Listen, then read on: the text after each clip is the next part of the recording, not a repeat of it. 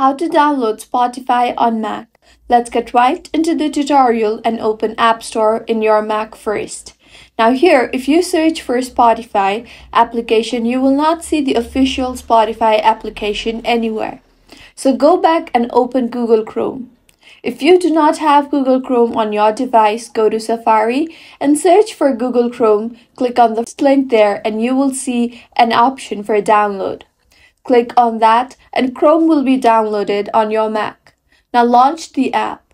I will simply open Google Chrome since I already have it installed on my device. In the search bar, search for Spotify and click on the first link.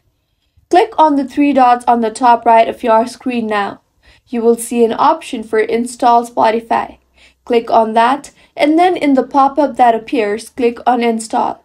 You can see I now have the Spotify app on my dock. I can copy it to my desktop too.